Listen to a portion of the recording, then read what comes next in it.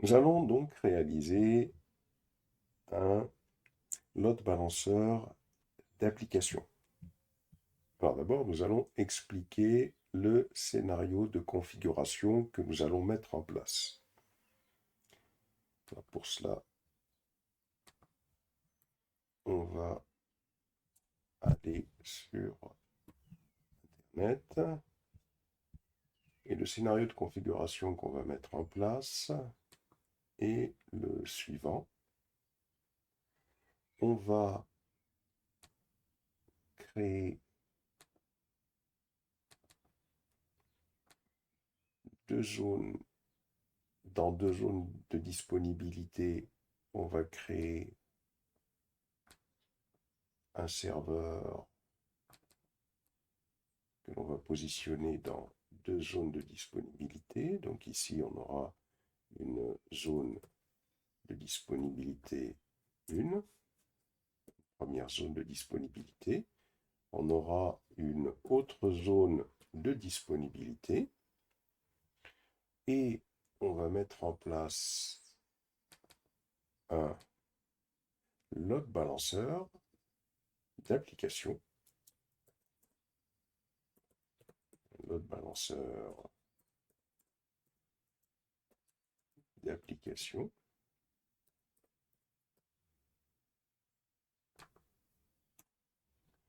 Dans chacune de ces zones, on va positionner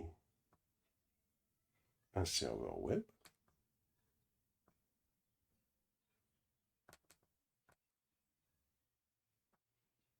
Ici, on aura un serveur web. Ici, on aura un serveur web. Alors, bien évidemment, donc le load balancer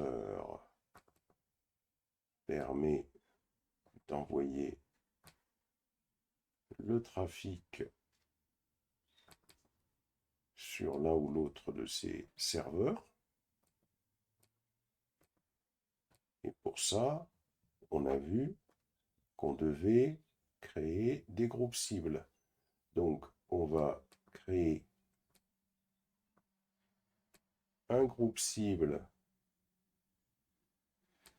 qui contiendra ce serveur, donc un groupe 1, un groupe cible 1.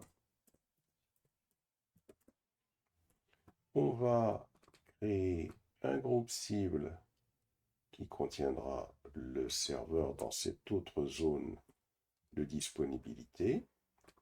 Et on va créer un dernier groupe cible, un groupe cible 3,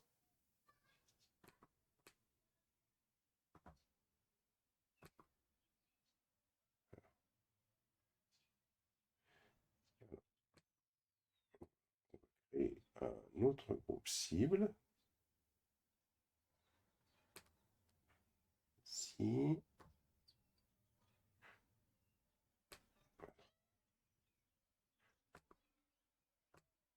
je le remets ici. On va créer un autre groupe cible qui contiendra les deux serveurs. Groupe cible 3. Voilà. Ça, c'est la construction qu'on va mettre en place. C'est-à-dire qu'on va configurer d'abord les deux serveurs. Ensuite, on va configurer ces groupes cibles, le groupe cible 1, le groupe cible 2 et le groupe cible 3 qui contiendra les deux serveurs. Bien évidemment, c'est-à-dire chacun de ces serveurs, on va les mettre dans des zones de disponibilité différentes. Les deux serveurs qui sont ici posséderont un dossier image, /image, sur le serveur. Voilà. Donc il y aura un dossier image sur ce serveur et il y aura un dossier image sur ce serveur. Et l'idée, c'est que dans ce dossier image, on aura par exemple une image concernant une voiture. qu'on ira récupérer sur Internet. Dans cet autre dossier,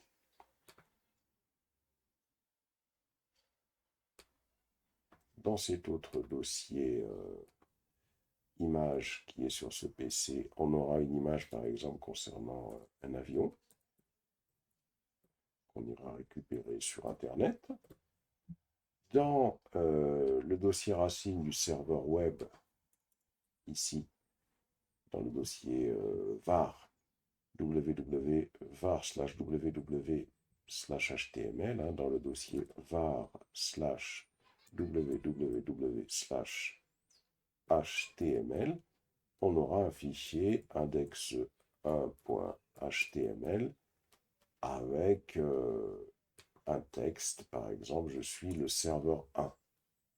Et puis, dans cet autre serveur, on aura également donc dans le dossier /var/www/html, on aura un fichier index1.html. Donc, voilà ce que l'on va mettre dans les serveurs, hein, c'est-à-dire que ce premier serveur, il contiendra des images, une image de voiture, et le serveur 2, il contiendra une image d'avion. Le serveur 1, qui est ici, ce serveur, il appartiendra au groupe cible 1, qu'on a créé ici, et le serveur 2, il appartiendra au groupe cible 2.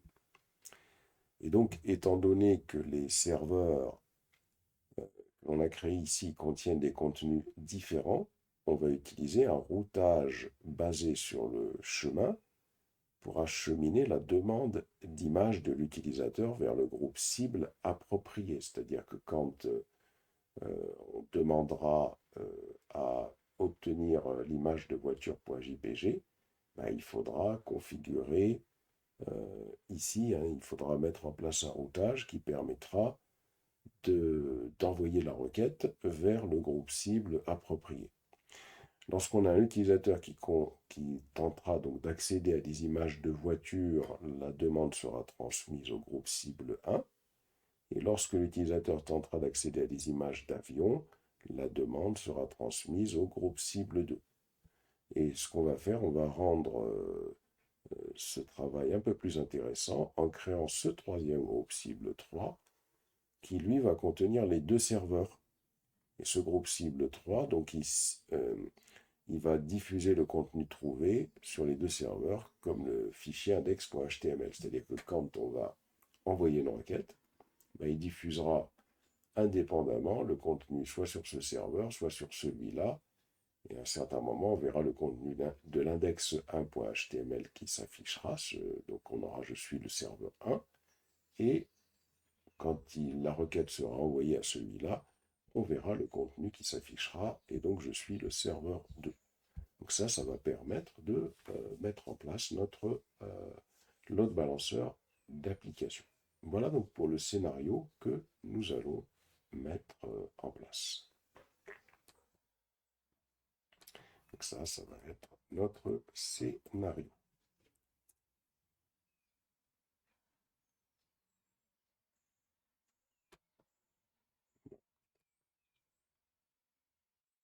On y va, on se rend sur la console de AWS. On va sur AWS. On se connecte à la console. On saisit notre nom d'utilisateur et on saisit notre mot de passe.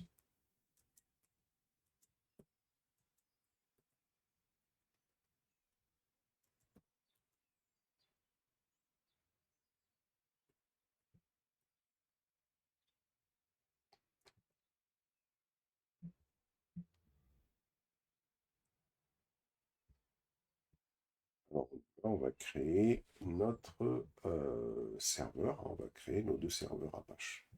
Donc EC2, on saisit EC2, on clique sur EC2. puis ici, on clique sur lancer une instance. L'instance, on va l'appeler serveur web 1.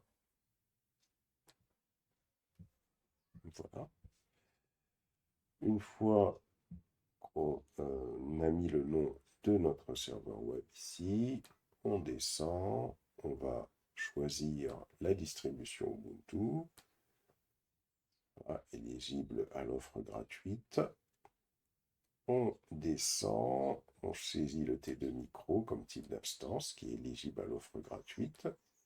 Pour la paire de clés de connexion, alors on peut en créer une comme ça.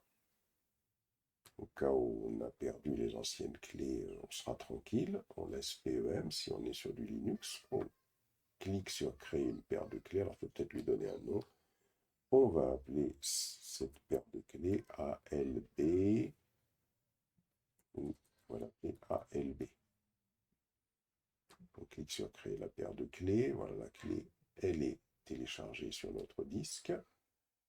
On descend. Ici, pour le groupe de sécurité, alors on peut en créer un qui va autoriser le trafic SSH depuis notre adresse IP, qui va autoriser le trafic HTTP, et ce groupe de sécurité, alors on peut peut-être, voilà, on peut peut-être descendre un petit peu plus bas, et normalement, on n'a rien d'autre à faire. Alors, si on souhaite, on peut, plus bas, on clique sur détail avancé, on va descendre plus bas, et ici, dans User Data, on pourrait mettre donc notre code.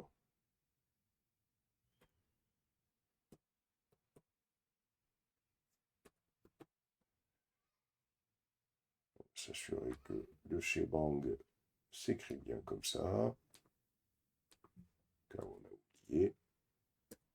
Shebang bash.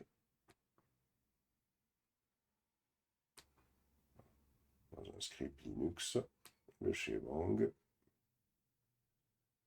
s'assure de sa syntaxe. Voilà la syntaxe du shebang au cas où vous l'avez oublié, comme je l'oublie moi-même de temps en temps. Alors allez, on va coller ici. C'est parfait. apt-get update. apt-get install.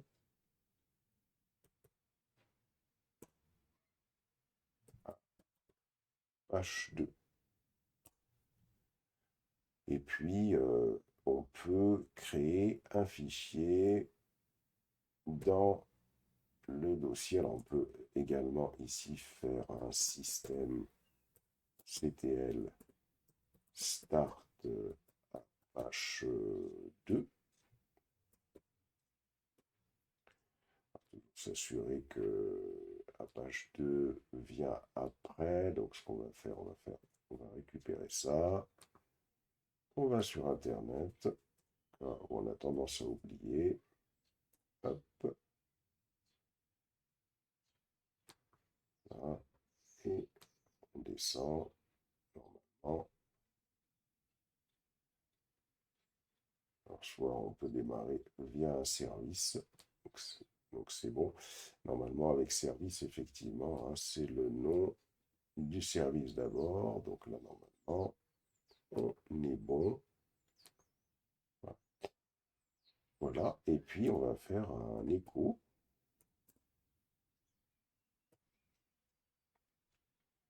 On va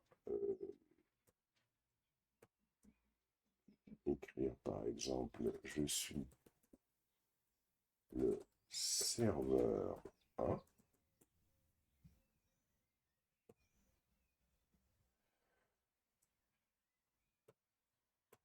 Par exemple, ici, donc je suis le serveur 1.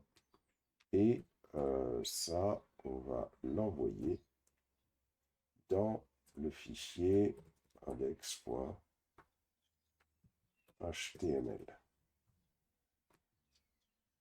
On va envoyer ce résultat dans le fichier index.html. On peut créer un dossier image. Hein. Donc, par contre, il faut préciser ici le chemin. /var /www/html/ puisqu'il faut préciser le chemin où on envoie le fichier. Et puis on va créer une image. On va faire mkdir.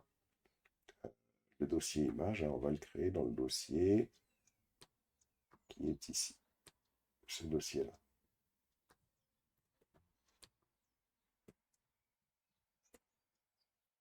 Voilà. Et image. Et ce qu'on va faire, on va tout simplement copier un fichier, là aussi. Hein. On va tout simplement faire un écho. Voilà, comme ici, on va récupérer ça. Par contre, attention, ici, on va mettre le dossier image.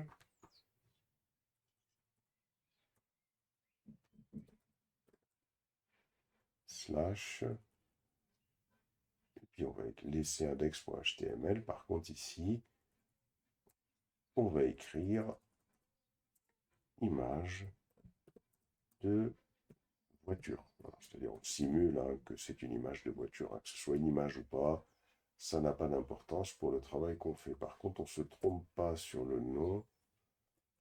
Ici, image. Voilà. On va récupérer ce script. Hein. Ce script, on va le copier-coller quelque part. Ici, par exemple. On le colle. Une fois qu'on a fait ça, on va lancer l'instance. Et normalement, si tout se passe bien, on devrait avoir notre serveur qui devrait être opérationnel. Là, il y a l'attente. Il faut patienter un petit moment, le temps qu'il devienne opérationnel. Et on pourra donc tester ce serveur.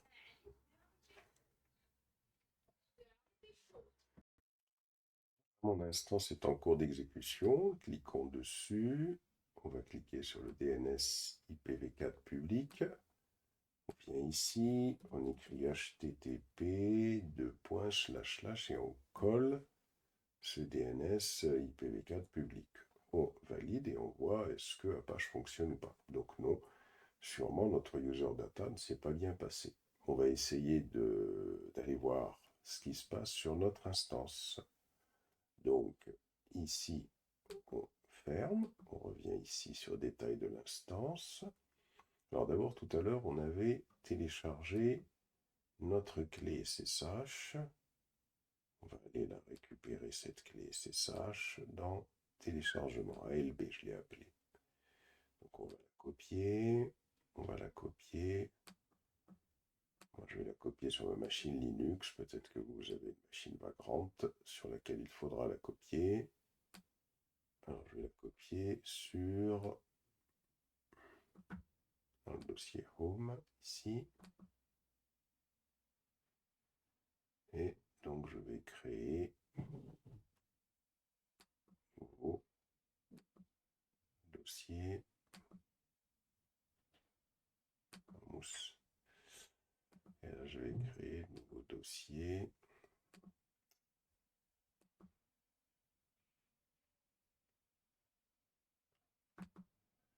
Bouton droit.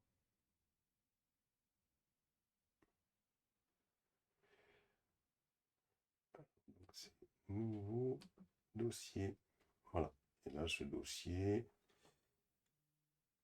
ça va être ALB AWS. Okay. Et là, je vais coller cette clé. Je vais me rendre sur le terminal.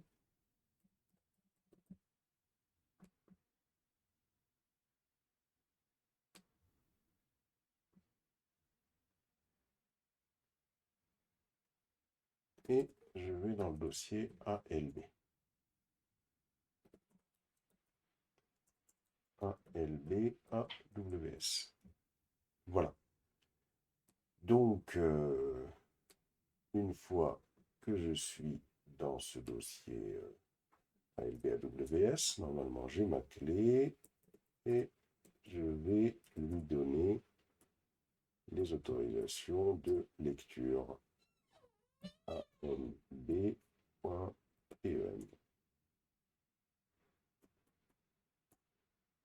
Voilà, je vais faire un ls-al pour m'assurer qu'elle a que les autorisations de lecture. Nous allons configurer cette infrastructure. Donc on se rend sur AWS et ici on va saisir EC2. Alors, quand on saisit EC2 sur la gauche, ici on a un menu. On va faire plusieurs choses. D'abord on va aller sur paire de clés. Comme ça, on va créer une clé SSH. On va cliquer sur créer une paire de clés SSH. On va l'appeler ALB load, par exemple.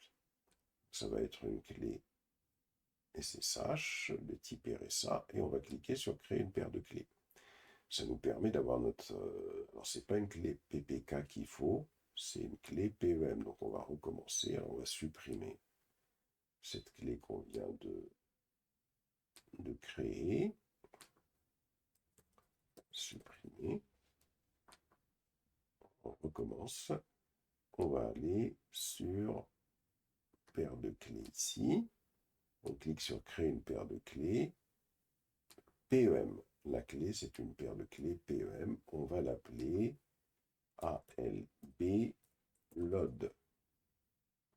Ensuite, on clique sur créer une paire de clés. La clé, on va aller la récupérer. Et dans le dossier téléchargement, elle est là. On peut l'ouvrir avec le bloc-notes par exemple. Et on peut la récupérer. Alors, il ne faut pas prendre de caractère en plus. CTRL-C. On peut aller sur notre machine Vagrant ou WSL. Et là, on va écrire nano ALB load.pem. C'est le nom de notre clé. On va la coller ici. On la sauvegarde. Donc, on a une machine Vagrant ou ce type de machine-là. WSL, la manipulation est la même. On va faire ls-al, et quand on fait ls-al, notre clé, elle est là, elle a trop de permissions. On va donc lui donner sudo chmod que les permissions de lecture. ALB load.pem. On contrôle et ls-al. Voilà, là on a la permission que de lecture.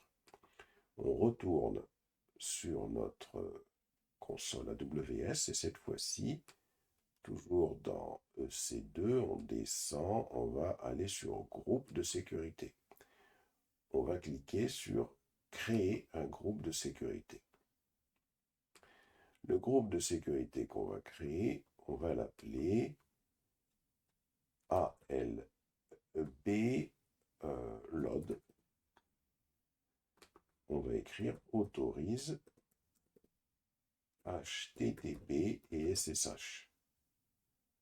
Le VPC dans lequel on va le placer, c'est le VPC par défaut. Celui qui existe par défaut, c'est écrit ici. Ensuite, pour les règles entrantes, on va ajouter des règles. Premièrement, sur ajouter, on va ajouter la règle SSH. Comme ça. Et on va dire qu'on peut se connecter en SSH à partir de mon IP. On ajoute une autre règle. Cette fois-ci, on va écrire HTTP. Et on indique qu'on peut se connecter à partir de n'importe où. On clique sur créer un groupe de sécurité. Donc on a notre groupe de sécurité. On a notre clé SSH. Et maintenant, on va aller créer nos instances. On va créer l'instance EC2, une première instance. On clique sur lancer une instance. On l'appelle serveur 1. Descend. On sélectionne Ubuntu. On descend. On sélectionne l'instance T2 micro. Pour la paire de clés, on va choisir ALB load, celle qu'on a créée. Pour le groupe de sécurité, on sélectionne un groupe de sécurité. On va récupérer le ALB load, même chose.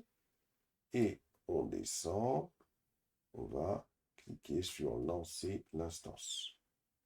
On lance notre première instance et on reclique sur EC2 pour cliquer. Pour créer l'autre instance, on clique sur lancer l'instance.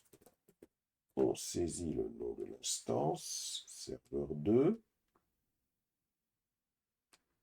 L'image, ce sera Ubuntu. T2 micro.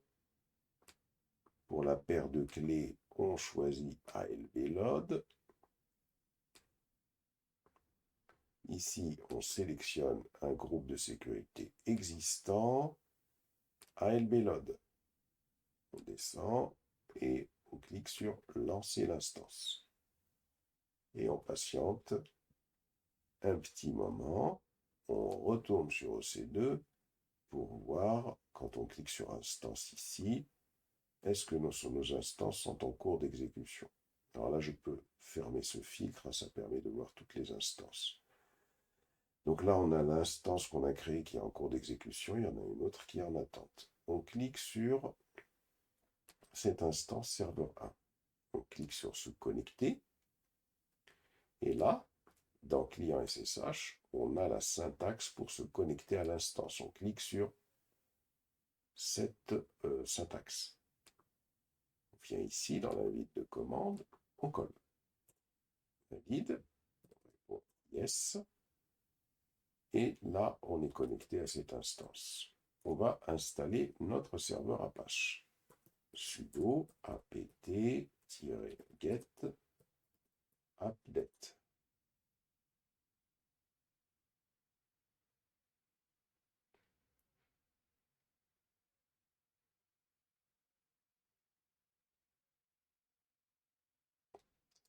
Sudo apt-get installe Apache 2. On installe Apache. Valide.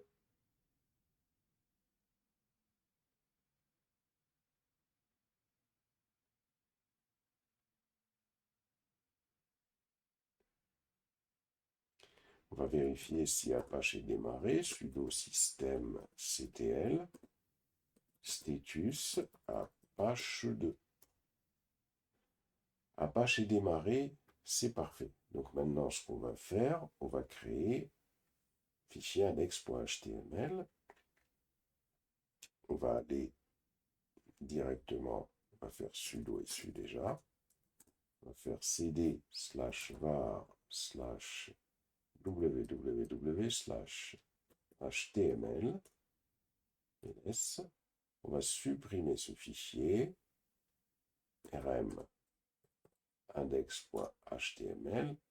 On va en créer un autre, touche index.html et nano index.html. On va juste mettre une instruction HTML. Je suis le serveur 1 /p. On sauvegarde. On s'assure bien sûr que dans le fichier index.html avec un cat index.html, on s'assure qu'on a bien ce contenu.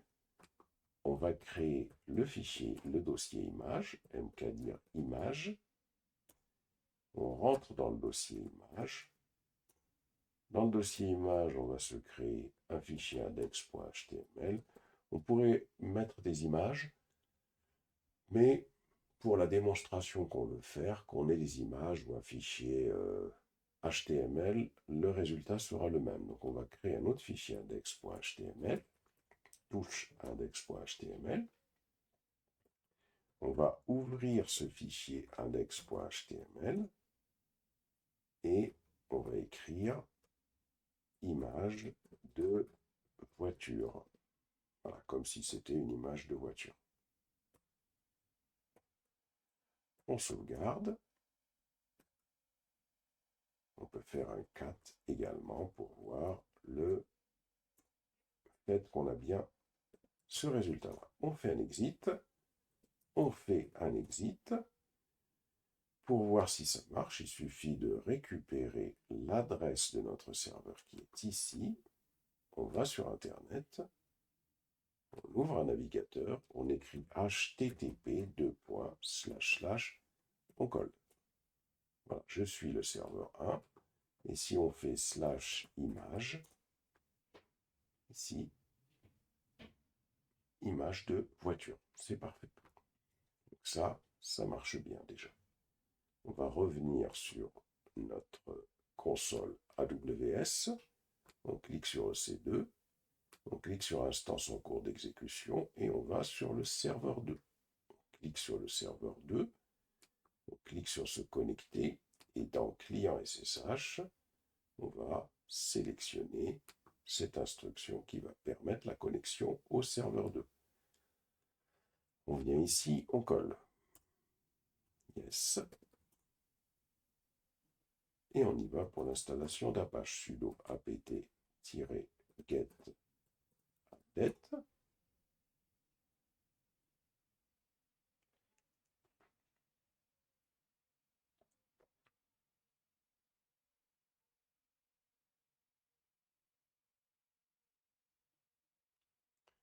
Sudo apt-get install Apache 2. Valider.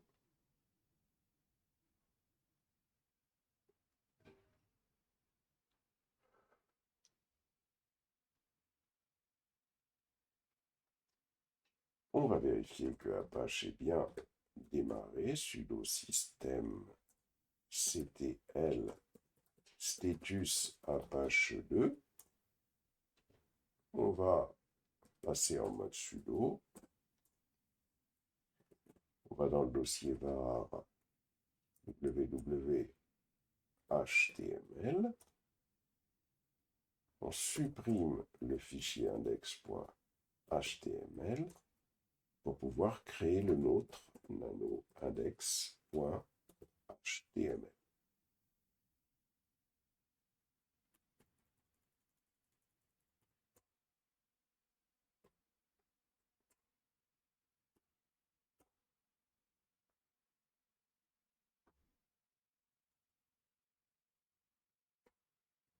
Nano. On écrit je suis le serveur 2 au format HTML avec une balise P pour paragraphe. Je garde.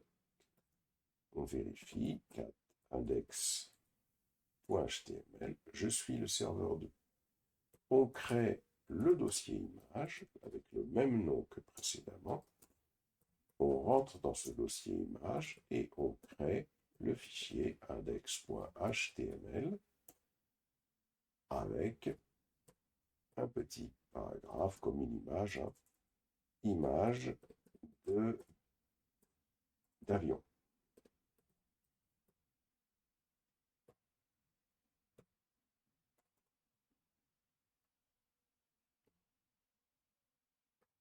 Voilà, on sauvegarde, on sort de ce serveur, on récupère cette adresse de serveur ici,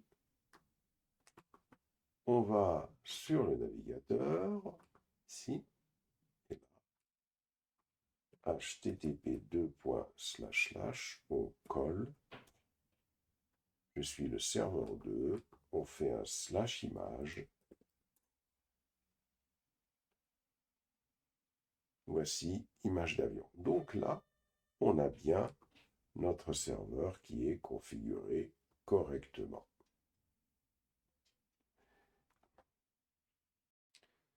Alors maintenant, nous allons aller créer les groupes cibles.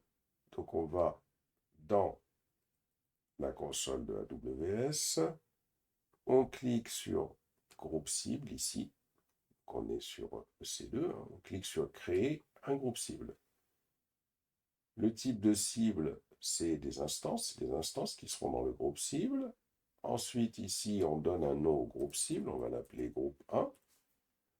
Ensuite, le protocole et le port à partir duquel le groupe cible va acheminer le trafic vers les instances. Si on regarde notre schéma ici, on a le groupe cible qui est ici. Le port à travers lequel il recevra le trafic, c'est le port HTTP, et c'est à travers le port 80 qu'il acheminera le trafic vers les instances. Donc on laisse HTTP 80. Le type d'adresse IP, c'est IPv4. On ne travaille pas avec l'IPv6 ici. Le VPC sur lequel ça va se passer, dans lequel le groupe cible va se trouver, c'est le VPC par défaut. La version du protocole, c'est HTTP. Pour la surveillance de l'état, on va sélectionner HTTP pour vérifier l'état, c'est-à-dire que ici, si on revient ici, c'est via le protocole HTTP, en tentant de se connecter au fichier santé.html, qu'on s'assurera si les serveurs sont en bon état ou pas. Donc ici, on va laisser HTTP et là, on va écrire santé.html pour indiquer le fichier vers lequel on tentera de se connecter pour s'assurer si les serveurs sont en bon état ou pas. Ici, dans paramètres avancés de vérification de l'état, on a des paramètres concernant la vérification de l'état. Ici, on a ce qu'on appelle le seuil de bonne santé. Alors, le seuil de bonne santé, c'est quoi? C'est le nombre de vérifications consécutives réussies de l'état à partir duquel une cible défectueuse est considérée comme saine. Si 5 fois de suite on constate que, en vérifiant le fichier santé.html, que tout se passe bien, on y a accès, ça veut dire donc que la cible est considérée comme saine. Nous, on va minimiser ce seuil, on va mettre 2 fois. Ici, le seuil de défectuosité, c'est le même principe, c'est-à-dire que si au bout de 2 fois on constate que la cible n'est pas accessible, eh bien, fichier santé.html n'est pas accessible, eh bien, ça veut dire que la cible sera défectueuse. On laisse 2. Pour ce qu'on appelle le délai d'expiration ici, ce délai d'expiration, c'est le délai en secondes pendant lequel l'absence de réponse indique l'échec de la vérification de l'état. Si au bout de 5 secondes, il n'y a pas de réponse, donc ça veut dire qu'on n'a pas pu vérifier l'état. Nous, on va mettre 2 pour que ce soit assez rapide. Ici, on a ce qu'on appelle l'intervalle, c'est le délai approximatif entre les vérifications d'état d'une cible. C'est-à-dire que c'est au bout de 30 secondes que l'on va vérifier si une cible est en bon état ou pas. Nous, on va minimiser ça, on va mettre 5 secondes. Le code de réussite, c'est 200, c'est-à-dire que si HTTP nous ramène comme code 200, ça veut dire que la cible est considérée comme étant dans un état OK, c'est-à-dire en bonne santé. On clique sur suivant, et ici, on va sélectionner le serveur qui fait partie du groupe cible. Si on revient sur notre image, c'est le serveur 1 qui fera partie du groupe cible 1. Donc on va tout simplement sélectionner le serveur 1. Plus bas, le port pour les instances sélectionnées, c'est 80, et on va inclure ce serveur comme étant en attente, le groupe cible comme étant en attente. Ça veut dire qu'il va être en attente tout simplement d'une requête via le load balancing. On clique sur créer un groupe cible. Et on va refaire exactement la même chose pour le groupe cible 2. Ce qu'il y a dans le groupe cible 2, on mettra le serveur 2. On y va, on revient ici, on clique, on descend plus bas, on clique sur groupe cible, on clique sur créer un groupe cible, on sélectionne instance, puisque c'est des instances qui feront partie du groupe cible. Plus bas, on laisse le port HTTP. on laisse le protocole HTTP sur le port 80. Le nom du groupe cible, on va écrire groupe 2. Ça va être la même chose. Hein. Plus bas, on sélectionne le VPC par défaut. Le protocole, c'est HTTP 1. Pour la surveillance de l'état, ça va se faire sur HTTP et sur le fichier santé.html. Ensuite, pour les paramètres avancés de vérification de l'état, on va les paramétrer comme tout à l'heure, 2, 2, 2, et on va mettre 5 ici. Ensuite, on descend, on clique sur Suivant, on sélectionne le serveur 2 qui va faire partie de ce groupe cible 2. Ici, le port c'est 80 et on clique sur Inclure comme étant en attente. On clique sur Créer un groupe cible. Voilà, donc on a créé, normalement si on va sur groupe cible, on a créé 2 groupes cibles. Donc, ça veut dire que par rapport à notre schéma, on a créé nos 2 groupes cibles. Maintenant, il nous reste à créer le load balancer. Pour pouvoir créer le load balancer, ce qu'on va faire, donc, on va tout simplement revenir ici et on va d'abord aller jeter un petit coup d'œil sur nos instances. On va saisir EC2 ici. On va cliquer sur instance en cours d'exécution. Allons voir dans quelle région elle s'exécute. C'est dans EU IST 1D. C'est la zone de disponibilité EU US IST 1D. Nous, c'est là où on les a créés. Hein. On les a créés en Virginie du Nord. Alors, vous pouvez les créer où vous voulez. Hein. L'essentiel, c'est qu'on les détruise hein, ensuite et qu'on repère bien la région où on les a créés. Alors ici, pour moi, donc, je repère ma région. Donc vous aussi, vous repérez votre région. Vous êtes peut-être sur EU quelque chose. Là, je suis sur US East 1D.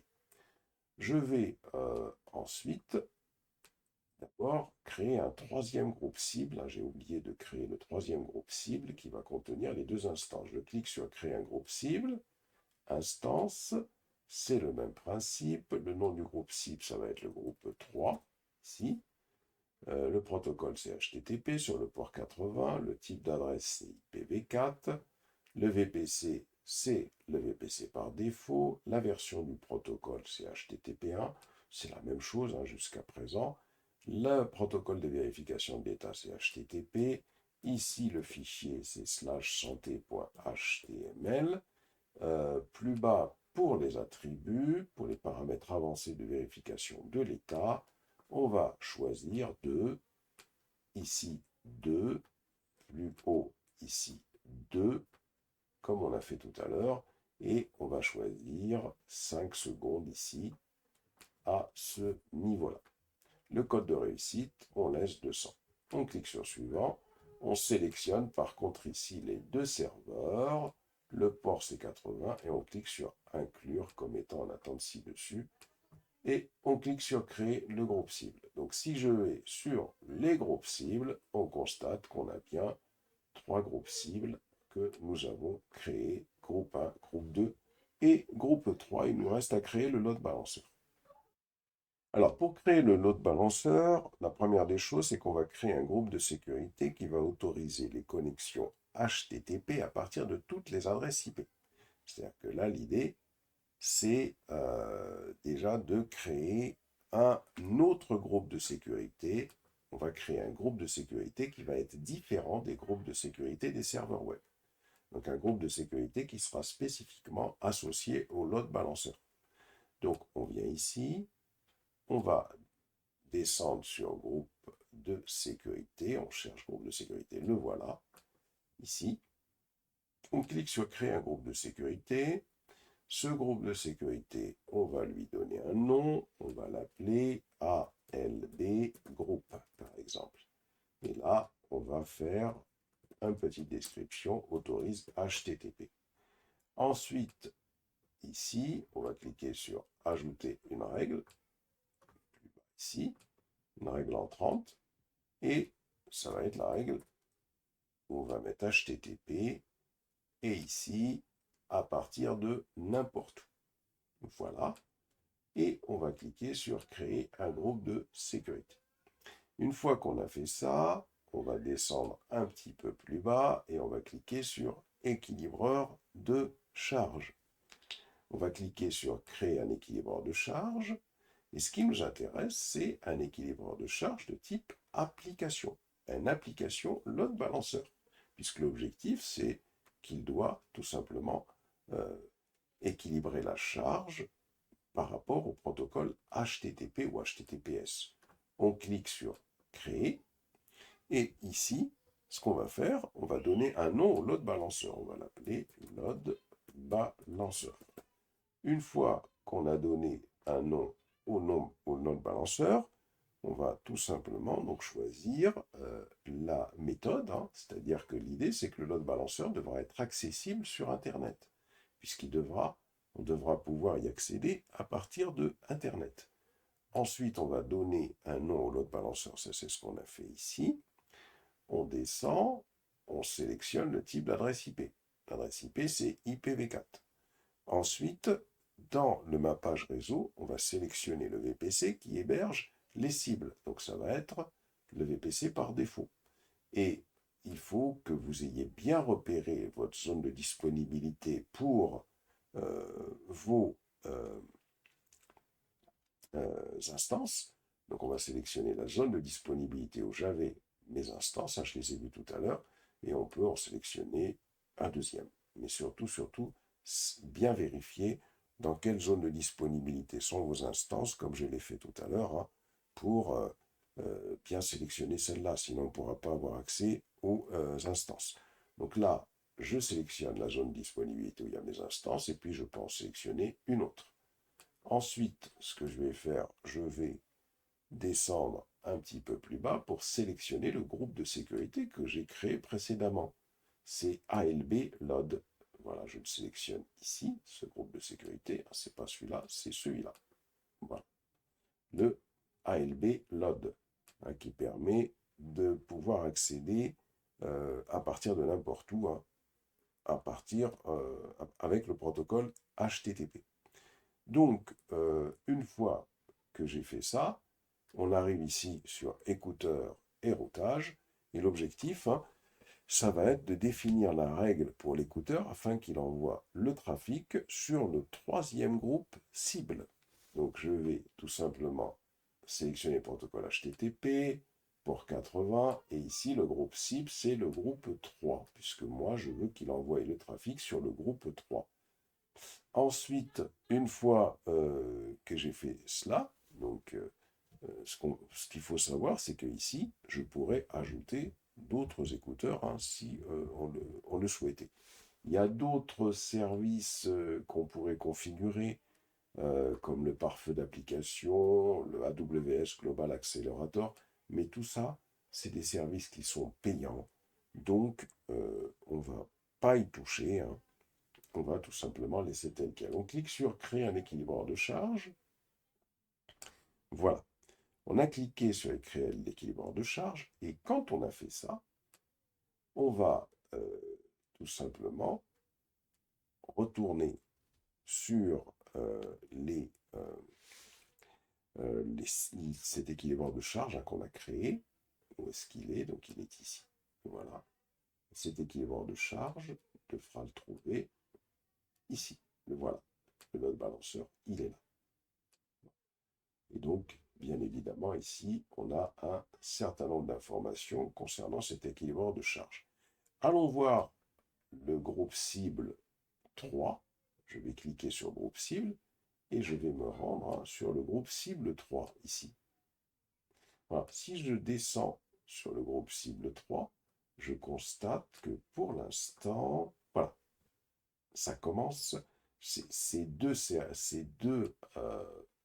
serveurs, hein, ces deux instances qui font partie du groupe cible 3, qui est ciblé par mon load balancer, hein, puisque le load balancer, actuellement, ce que je viens de faire, hein, sur ce load balancer, j'ai mis en place un écouteur. Et cet écouteur, bah, il écoute le trafic sur le port HTTP, et ce qu'il va faire, donc il va diriger ce trafic vers le groupe cible 3, afin que ce trafic soit envoyé vers un des deux serveurs. Et là, ce que je constate, ici, quand je reviens ici, hein, sur les instances qui font partie du groupe cible 3, c'est que pour l'instant, leur état de santé est en initialisation. Donc on va attendre un petit peu, hein, rafraîchir.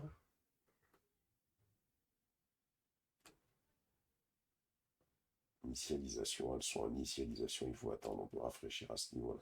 Il faut attendre qu'elles soient en état de bonne santé. Tant qu'on n'a pas ça, on ne peut pas faire de test. Et voilà, on a nos deux instances, nos deux cibles qui sont en état de bonne santé, sont en état healthy. Donc ça veut dire que si maintenant je descends sur mon équilibreur de charge ici, si je récupère ici le nom DNS de mon équilibreur de charge, que je vais sur Internet et que je tape http je colle ce nom DNS, je valide, je suis le serveur 1, je suis le serveur 1, je suis le serveur 2, je suis le serveur 1, je suis le serveur 2, je suis le serveur 1, je suis le serveur 2, je suis le serveur 1. Donc on constate que ce load balancer fonctionne bien, il reçoit des requêtes et il balance les requêtes indépendamment sur le groupe cible, sur le serveur 1 ou sur le serveur 2, sachant qu'actuellement, ce que j'ai défini comme écouteur, c'est un écouteur qui écoute sur le port 80 et qui, lorsqu'il reçoit du trafic, il envoie ce trafic vers le groupe cible 3, le groupe cible 3 qui dispatche indépendamment sur le serveur 1 ou le serveur 2. Et on voit qu'il le fait à tour de rôle. Donc on a configuré un load balancer sur notre groupe cible. Alors on va détruire ce qu'on vient de faire. Alors pour détruire ce que l'on vient de faire, il faut venir ici. On va cliquer sur groupe cible et on va tenter de... Alors d'abord, il faut aller sur équilibreur de charge. On clique sur load balancer. Une fois qu'on a cliqué sur load balancer, on sélectionne cet écouteur et on va aller sur gérer l'écouteur. On va supprimer l'écouteur. On clique sur, on sélectionne, on tape confirmer ici. Hop, et on a supprimé l'écouteur. On va sur groupe cible. On va sélectionner les groupes cibles.